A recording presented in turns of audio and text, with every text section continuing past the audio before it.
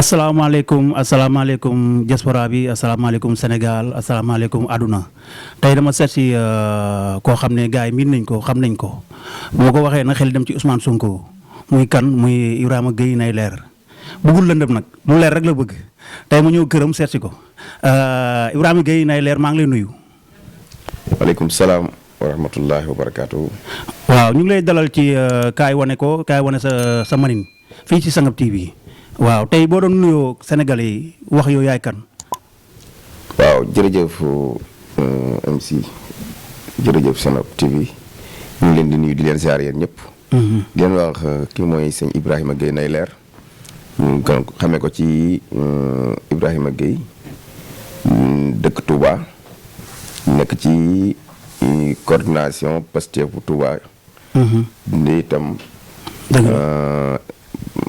responsable politique ci Touba di sant ñëpp di nuyu ñëpp di siyaare kilifa diine yi kilifa aada yi di leen ñaanal jàmm di wax ne alhamdulilah rabbil alamin ñu tàmbali waxtaan kon bisimilah. waaw laaj bi lay njëkk a laaj mooy sa relation ak Ousmane Sonko naka la ñëwee. jërëjëf loolu de yàgg laaj bi xam naa ne yàgg nañ koy laaj waaye suma relation Ousmane Sonko mooy Sénégal suñu relation Ousmane Sonko ni mu demee. mooy gis sénégalais boo xam ne nii di leader boo xam ni gis-gisam ci Sénégal doy na ma doy sénégalais yu bari. ma xool ay programme am xool ambition am xool engagement am ak patriotisme am mu doy ma. dëgg la ñu am relation yoo xam ne nii pour Sénégal la kon loolu moo ñu booleeg Ousmane Sonko. dëgg la léegi maanaam tey boo doon wax ci cadre Ousmane Sonko ban gis-gis nga am ci Ousmane Sonko actuellement nii ak coow li ko topp. dëgg la gis-gis bi ñu am ci Ousmane Sonko parce que mooy gis-gis bi ci sénégalais yépp am muy nit ku am engagement ku am courage. di nit ku bëgg réew mi di nit ku am yéene pour Afrique rawatina sax Sénégal. dëgg la engagement bu extraordinaire bi nga xam ne ni moom lañ doon rêvé ñun Sénégalais yi depuis 1960 ba léegi. dëgg la bu ñu amee indépendance bu ñu amoon ku mel ni Ousmane Sonko tey kon alhamdulilah rabbil alamin kon combat yi ñuy mane kon duñ ko mane kon tey ñu ngi ci yeneen combat mais combat bi actuellement mooy combat souveraineté di moo tax ñu ànd ak président Ousmane Sonko. gis-gis boobu nag may jox Sénégalais yu bëri lu ci bëri ñoo xam ne gis-gis bi luñ yaakaar ci moom incha allahu taala lu ko raw moom ci moom ba tax na ñun ñi koy door a xam sax ñoo gën a engagé wu ñu ko xamoon bu yàgg ndax dafa am loo xam ne ni mu ngi doon nelaw ci Sénégalais yu bëri Sénégalais lambda bi baykat bi sàmmkat bi daan yàgg a rêvé développement yi yàgg a rêvé économie yàgg a rêvé souveraineté ñu yàgg koy mu nekkoon si ñun kon nag bu mu dikkee ba génne ko rek dafa mel ni ñi mujj ñëw ñoo gën a engagé wu. dëgg la jërëjëf. waaw beneen laaj bi mooy dama gis ne Ousmane Sonko askan wi bëgg nañ ko mais coow da koo topp. est-ce que coow loolu du ko fakkastal. waaw coow nag moom dafa mënut a ñàkk ndax bu dul dara tam Sénégal moom àddina bépp d'accord nañ ne réewum coow la réewum wax. moo tax coow li bari te it li mu laal projet bi mu indi programme bi mu indi ku ko mës a indi ci àddina waxuma la Sénégal de ci àddina laa wax surtout Afrique. képp ku ko mës a indi coow topp na li coow rek du yem ci coow kese dem na ba sa bakkan sax ca lay des. dëgg la kon nag bu ñu ñemee ci coowal kese nañu wax alhamdulilah rabbil alamin continuer ndax xam nañ ne li fi ñu jëm soreetul bu soobee yàlla danañ ci yegg ak jàmm mais coow li moom mënul ñàkk ndax coow li dafa dul ne yàlla da koo jagleel moom kenn coow lii mu am Serigne Touba ba mu jógee toppoon na ko coow li toppoon na ko. dëgg la Alaaji Malick Si ba mu jógee coow li toppoon na ko. dëgg la ma dem ci spirituel ma léegi nga dem ci Baye Niass coow li toppoon na ko Imaamu Laay coow li toppoon na ko jafe-jafe yooyu Lat Joor Jóob ci temporel Lat Joor Jóob coow toppoon na ko Maba Jaxu Ba dañ ko rey ndax xeex dëgg ak taxawal dëgg nga génn Sénégal dem ci Afrique ñi ko doon woote ñëpp ay Patrice Lumumba Kadhafi Thomas Sankara ainsi de suite ñuy ñëpp projet bi dañ ko yëkkatee seen bakkan daf caa des kon nag mënul ñàkk ndax yàlla da koo jagleel Ousmane Sonko donc waaye ñun yàlla dafa ñu dimbale ñun Sénégal yemagum ci coow rek. waaw waaye nañ ñaan yàlla mu yem ci coow. ndax fii mu jëm nii. te du wàññeeku. dëgg la ndax Ousmane Sonko du dellu ginnaaw de. du dellu ginnaaw. ndax li tax ma xam ne du dellu ginnaaw sëñ Abdoulaye Mbacke yàlla na yàlla yokk leeram ndax am lu ma waxoon. gayndeeg ñaloor. gu mara naan. dëgg la. jub ab déeg bëgg a naan. dëgg la. mbott ya nekk ci buntu déeg ba di wax ngoox. du ko teree naan. dëgg la moo tax Ousmane Sonko coow lii du tee mu continuer ñun ñu ànd ak moom itam coow li du ñu delloo ginnaaw tey lañ gën a am engagement tey lañ gën a am détermination pour suñu projet bi incha allah taala mu yegg fa mu jëm. waaw loolu am na solo. mais nag beneen laaj bi mooy man dama gis comme cas wu Adji Sarr tey cas boobu dafa dem ba dépassé ma am indi aji ak Ousmane Sonko affaire bi lan mooy ñuti soo mi. xam nga dama koy wax di ko wax ci yenn plateau yu bari en général du may na sawar di wax ci problème Adji Sarr. ndax problème Adji Sarr wax ci. da lay tardeel. loo xam ne depuis 2 ans ñu ngi ciy coow. d'accord mais day baax ku mel ni Ibrahima Gueye nay leer yow bëggoon lu lëndëm Ibrahima Gueye nay leer kay jeexal na wax. waaw su ma ñëwee kay lu leer laa bëgg moo tax moo laaj la lool. dëgg la si gis nga lu leer. waaw day fekk lu leerul. waaye ñun liñ bëgg mooy lépp lu lëndëm ñu nekk ca. mooy loo xam ne leer na ba noppi leer na sénégalais yëpp leer ñoom ñu ko doon def leer Adji Sarr leer mbokki Adji Sarr ba nga xam ne leer na kooku nekk ci waxaat day tax maanaam l'essentiel bi nga war a nekk ci lëndëm yi ci réew mi. d'accord programme yi problème yu bari yi ci réew mi scandale yi ci réew mi dégg nga ak ngannaay yi nga xam ne jënd nañ ko ci ay def ay 45 milliards bu ñu attardé woo ci jëm ci problème Adji Sarr dañuy bàyyi l'essentiel bi te ñoom loolu lañ bëgg. chaque jour bu ñu demee scandale sénégalais yi war cee wax journalistes yi nga xam ne nii c'est des journalistes ñenn ñi waroon na jël seen responsabilité ci jafe-jafe réew mi ak scandale yi ci réew mi mais dañuy divertir askan wi bëgg leen a jëmee ci affaire Adji Sarr ñaari at ñu ci Adji Sarr dañoo waroon teg fee affaire Adji Sarr bàyyi ko yoon ñu ngi ak seen dossier ñu ngi ak Adji Sarr moo tax ñun bëgguñu attardé wu ci problème Adji Sarr. dañuy wax ci li nga xam ne ni mooy l'essentiel bi. li ne seen kanam. li ci kanam nga xam ne nii sénégalais bu tiitut. war nga cee tiit. dëgg la muy lan ngannaa yi Macky Sall dugal ci réew mi. dëgg la maanaam ñi nga xam ne ni ay nervi lañ ak mu recruter ay nit yóbbu leen di leen entraîner pour dugal leen ci wut beneen sécurité boo xam ne ni bokkut ak gendarmerie bokkut ak police mais beneen corps la ubbi boo xam ne ni sécurité lañ leen tuddee dugal leen ci ministre de l'intérieur dugal ay ngannaay lu tollu 45 milliards te ba tey sénégalais yi xamuñ fu ngannaay yi dugg te loolu catastrophe bi mu war a indi ci réew mi ñëpp war cee jëm def ci xalaat journalistes yi wax ci kilifa diine yi wax ci mag ñi wax ci ñu ngi koy seetaan loo xam ne ni taal na dëkk lu ko gën a ndaw sax taal na ay dëkk taal na ay réew yu bari lu ko gën a ndaw lii Macky Sall def lu ko gën a ndaw taal na ay dëkk. kon yow su ma déggee da nga bëgg wax ne Macky Sall li mu def tiitaange moo tax mu def ko. non ñun xam nga moom fi mu toll nii actuellement. nekkatul day doxe sagoom ndax occidentaux yi français yi ñoo ne ci ginnaawam pour lan contrat yi nga xam ne signé na leen ko fi yii mu def ci ay signé contrat ay décret yoo xam ne nii joxe ay bloc pétrole yoo xam ne ni mu ngi am problème ak ñoom am yeneen boo xam ne da ko nangu ci ay nit joxewaat ko loolu lépp di ay scandale yoo xam ne nii xam na ne moo ko def ñu mu ko defal itam amuñ yéene lu teg bët suñu pétrole bi ak suñu gaz bi ak suñu li nga xam ne yàlla moo ko def muy ci la Sénégal wa seen avenir waroon a jóge ñoom nag dañoo bëgg Macky Sall maintenir pouvoir bi continuer yoral leen ko ndax moom ni ñu ko bëggee defal na leen ko léegi nag li ñu bëgg moom mu continuer yoral leen ko bu loolu amee nag ñun sénégalais yi nga xam ne nii muy man Sénégal lambda bi yow journaliste bi yow sëriñ daara bi yow ñëpp yéen a ngi taxaw pour am loolu ñu war ko régler ndax suñu avenir la suñu avenir doom la ñu war a wax ci loolu waxunuti dëgg la ñu bëgg ñoo yóbbu ci ay diversion ay Adji Sarr Ousmane Sonko loolu débat pénal la du débat l'essentiel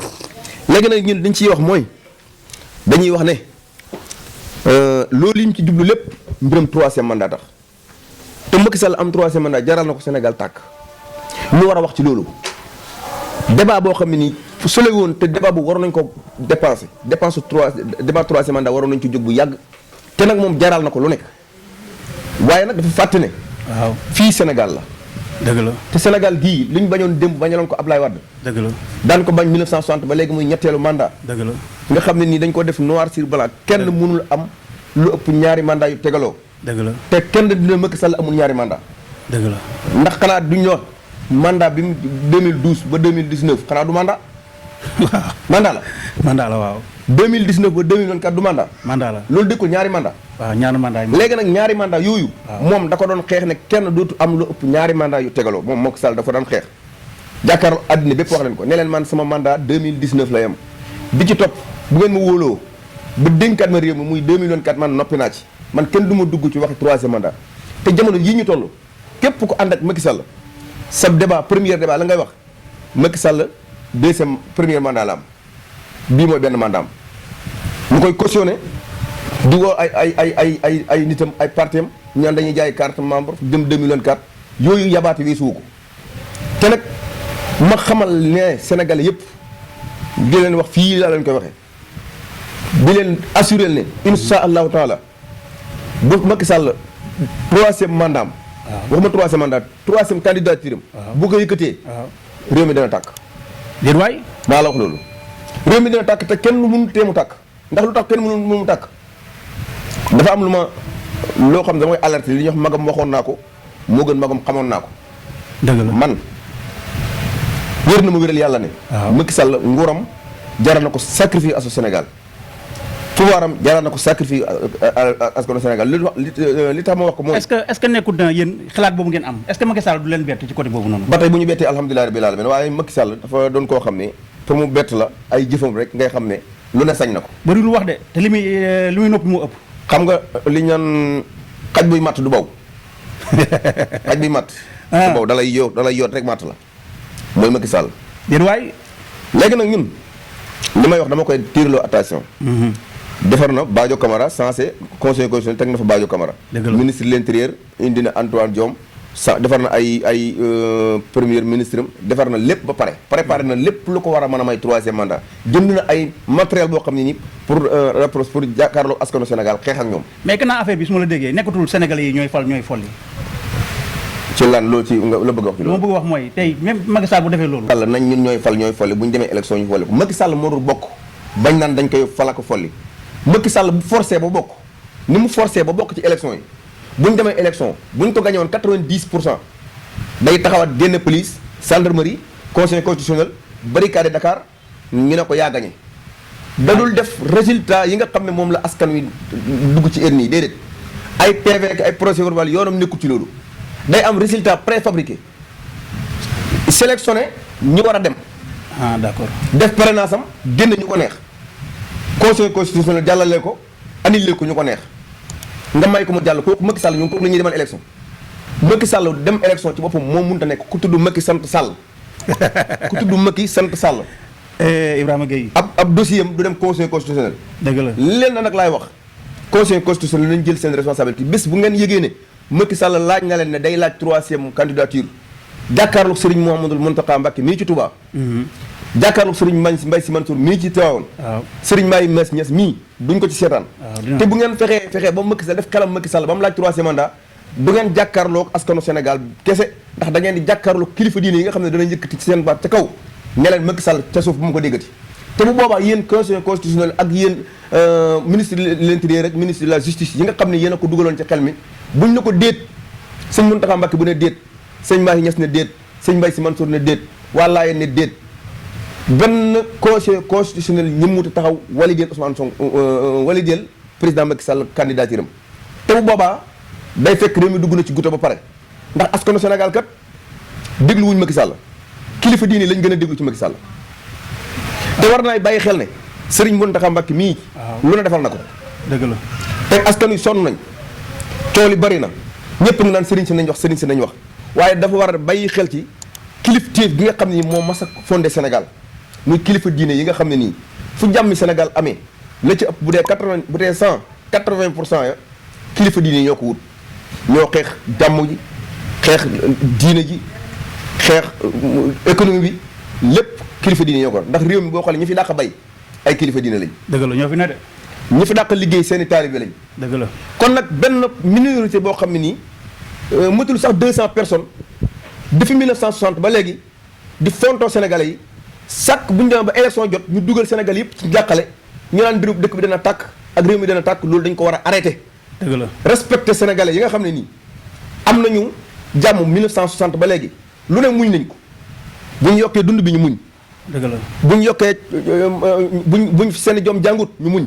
dëgg la buñ amul faju bu baax ñu muñ. dëgg la buñ amul mbay mu baax ñu muñ. dëgg la loolu lépp ki la koy muñal nag nga dem ba ci dernier moment ngay laaj ay 3e mandat ba dëkk ba naan dëkk ba ñëpp tiit naan dëkk bi dana tàkk du tàkk kooku ñàkk respect ak ñàkk ngor ak ñàkk a xam ki nga doon weesuwu ko ak ñàkk am maanaam patriotisme. dëgg la ndax patriotisme mooy buñ tollee ba ci dëkk bii nga xam ne fi mu toll nii ma may wax réew moo xam ne tey 25 pays yi gën a pauvre ci àddina ci lañ bokk. dëgg la Sénégal ci la bokk te 25 pays yi gën a ëpp maanaam 5e pays yi nga xam ne ñoo ëpp pétrole ak gaz. Sénégal 5e la jël. 5e ba noppi dem ca rang 25e plus pauvre du monde loolu kuñ koy wax sax saxal wul ko nangu. nga waroon nag concentré wu ci ñun suñu économie. dëgg la suñu développement. dëgg la maanaam ndaw réew moo xam ne 65% yi ay ndaw lañ. dëgg la nga am suuf su yaatu lool. nga am géej gu doy lool. dëgg la am pétrole am fer am zircon am or loolu yëpp balaa nit a lekk day yelwaan balaa nit a faju day jël ordonnance am dem ci ñaan dimbali leen ma ci ordonnance dimbali leen ma woo leen Marème Faye Sall mu faj ma loolu c'est honte te nag loolu président bu fi mas a jaar bu ñu taxawoon taxawaay bi nga xam ne nii moom la ñu war a taxaw Sénégal jóge na fi mu nekk. dëgg la ndax vraiment ndaw ñi désespéré wu nañ boo demee Mali gii Sénégal yi dañoo daw fu dara nekkul nga dem Guinée Bissau gii Ferabandé Prassa Pilum foofu yëpp dafa fees dell ak sénégalais nga xam ne da nga naan xanaa Sénégal ay ndaw di suuf Guinée Bissau nga dem Guinée Conakry noonu nga dem Banjul Serekunda Brikama Latrikunda Bakaw sénégalais yaa fa fees dell ba naan buñ xool buñ génnoon sénégalais yi nekk Gambie rek mën naa ne Gambie tuuti dafay des. dëgg la loolu doyut ñeneen ndaw ñi désespéré wu jaay seen gaal amatuñ géej guñ yaakaar ndax géej gi jaay nga ko tubaab yi ñu jaay seen i gaal ñi jaay seen takkaay yaay dugg ci géej gi dem Barsaq mbaa Barcelone. ñaata junni sénégalais ñoo des ci ndox mi ay ndaw. bari na saa bu ma koy tudd sama ronko njëriñ day toog. saa bu may dem sama xel ne sénégalais yi ndaw ñi. ñu ngi dugg ci ambassadeurs yi taxaw di rang guddi di fa teg ay basang di fanaan ay carton di fanaan ñaan visa ñu leen di arnaque di jël seen xaalis te duñu leen may visa dem ba seen xaalis jeex ñu teg ci gaal yi ñiy dox ci diggante désert bi Mali dox ba dee ci désert bi diggante Algérie ak Niger ñii dugg ci gaal yi ñii dee ci gaal yi loolu damay jooyloo li tax mu may jooyloo mooy dañoo mérité wut loolu Sénégal méritam du daw topp ay tubaab di leen yalwaat. su ma la déggee Ibrahima Gueye nay leer yow da nga am yërmande ci askan bi ni ngay waxee nii. jërëjëf. yërmande ji moom. mënees su ko wax sax. ndax su ma koy wax sama xol day tooy ndax. dama cee gis samay laal naa la ko dama cee gis samay mbokk. dëgg la gis ci samay jigéen ñoo xam ne seen i doom ñu ngi ci gaal gi. ndeysaan. dañoo xëy yàlla def la ñu ne leen seen doom kat diw ca gaal gi la de sànni nañ ko ci ndox mi. ndeysaan. may ñaanal Abdou Kane suma xarit. doon suma wëllëre lool Touba ndeysaan. bis buñ mujjee tàggoo maag moom gis ma ne ma Ibrahima man de fan yi damay dem daal di dem Mauritanie. ma teg ci 5 jours ñu ne ma ndeysaan Abdou Kane yàlla moom na ko. des na ci gaal gi. maa ngi ñaan yàlla yërëm ko jéggal ko. te la taxoon mooy daw rek mooy lu mu teralee ay waajuram lu mu teralee ay mbokkam. kon nag wax dëgg yàlla ñu ngi koy ñaanal yàlla yërmande yàlla jéggalam. di daal di déplorer daal na wax dëgg yàlla nañ bàyyi xel ndaw ñi. nañ bàyyi xel réew mi. ndax ñi leen ko dénk am yaakaar tax ñu dénk leen ko. kon nag situation bii ñu bëgg a dugal Sénégal. dëgg la su ma sañoon incha allah taala ñu teel a delloo seen xel. d'accord Ibrahima Gueye ne leer doguma la mais temps bi jeex na. ñu ngi lay sant di la gërëm. Sangap TV l'officiel ñoo la seet si woon. ci émission bi nga xam ne ñu ngi ko tuddee kaay wane sa manin. ma am lu ma jàllale tuuti. waaw kaay wane sa manin nag kontaan nañ ci yow. ndax bu ñu Ibrahima Gueye nay leer askan wi xam nañ ko. yàgg a xeexal askan wi. kon ñu ngi lay sant di la gërëm. loo ci bëgg a yokk. waaw ma am benn lu ma ci jàllale tuuti rek muy nemmeeku tur bi président Ousmane Sonko tàmbali fan yi waaw te suspendre ko jusqu'à nouvel ordre. dëgg la dafa am luñ ci war a leeral tuuti. dëgg la ndax Ousmane Sonko wérante nattabli wu leen ne dañ ko dénk maire Ziguinchor mu war faa def liggéey bëgg a boole liggéeyam ak nemeeku tur bi léeg-léeg day dem ci nekk ci liggéey Ziguinchor ba ndax liggéey boobu lépp ci loxoom la nekk bu sooxee ci moom la bu doxee ci moom la bu ko bëggee booleeg nemeeku tur bi nag da koy nii la koy defee rek léeg-léeg mu am jot dem Ziguinchor actuellement mu ngi Ziguinchor léegi nag dem na benn lancement boo xam ne def na ko muy ñu fas yéene def ci brok bi jàpp ci liggéey bi. dañoo waxoon ne bépp Ziguinchorois wala sénégalais boo xam ne bëgg ngaa jàpp ci liggéey bi nga def 50 000 francs 50 000 francs yooyu nag dañ ko defoon ci benn cagnotte mu am ay jafe-jafe tuuti ci affaire technique. léegi nag defaraat nañ beneen numéro boo xam ne nii numéro orange la ak numéro Tigo bi am na Orange Money ak numéro Tigo bi am na Free Money am na Wave. beneen numéro Orange Money bi am na Wave. léegi nag képp ku ci bëgg a jàpp ci liggéey bi numéro yooyu nga xam ne nii moom la ñuy affiché fii ci écran bi muy numéro bi nga boole nga dugal ci loolu jàpp ci liggéey bi te xam ne nemmeeku tur bi day laaj ay frais nemmeeku tur bi day laaj ay kii te liggéey bi lépp ñun ñoo ko war a def. kon ñu ngi sant ñëpp képp ku ci mën a participer nga participer ci di ñaan yàlla suñu borom may ñu jàmm jërë ngeen jëf. jaa ngeen jëf yéen ñu doon seetaan Sangap TV di nuyu woon Jëngu Maan Birane Touré yi nekkoon ci caméra bi ñu ngi koy sant di ko gërëm MC Thiambouri Diallo askan bi la dafa seet woon tey Ibrahima Gueye nay leer ci kaay wane sa manin yaakaar naa ne émission la boo xam ne ko gars yi xaar waaw diaspora bi nañ ko xaar aduna nañ ko xaar MC Thiam dina seeti ay ponkal ay kilifa waxtaan ak ñoom ci tolluwaayu réew mi di sant gars yëpp képp koo xam ne yaa ngi abonné ci Sangap TV nag ma xaar MC Thiam mooy def rang muy gaaw loolu dafa leer yaa ngeen jëf